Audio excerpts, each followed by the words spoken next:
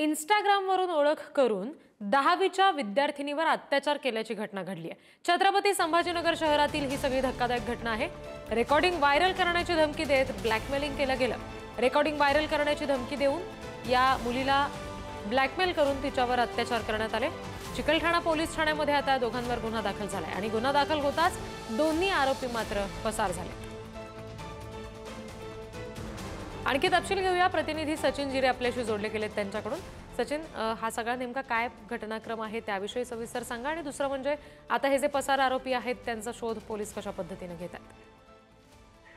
रिद्धी, हा सर्व प्रकरण आहे एक 14 वर्षीय शेतकरी यांची मुलगी आहे जी 10वीत शिक्षण घेत होती। ती इंस्टाग्रामवरून तिची ओळख जी आहे ती आरोपी अतुल राठोड आणि यशवंत पवार यांच्यासोबत झाली होती आणि त्यानंतर त्या संवाद वाढत गेला आणि त्यानंतर धमकी देत या 10वीच्या विद्यार्थिनीवर अत्याचार करण्यात आला। तिचे व्हिडिओ रेकॉर्डिंग करण्यात आले आणि ती व्हिडिओ रेकॉर्डिंगच्या माध्यमातून तिला ब्लॅकमेल केलं जात होतं। याचाच गैरफायदा त्या प्रियकराच्या मित्राकडून देखील घेण्याचा प्रयत्न झाला। या सर्व प्रकाराला ही जी विद्यार्थिनी होती ही वैतागली। तिने हा सर्व घडलेला जो प्रकार आहे हा घरी सांगितला आणि घरच्यांनी त्यानंतर चिकलठाणा पोलीस ठाणे गाठत या सर्व प्रकरणावरती गुन्हा दाखल केलेला आहे। गुन्हा दाखल झाल्याचं माहिती पडतात हे दोन्ही आरोपी आता सध्या पसार झालेले आहे। पोलीस त्यांचा शोध घेत आहे। मात्र 10वीच्या विद्यार्थिनीसोबत असा हा धक्कादायक प्रकार घडल्यानंतर एकच खळबळ उडालेली आहे आणि अशा पद्धतीने इंस्टाग्राम वरती अनोळखी व्यक्तींशी संवाद साधून असे आवाहन देखील सायबर विभागाकडे करण्यात आलेलं आहे, जेणेकरून अशा घटना टाळता येतील।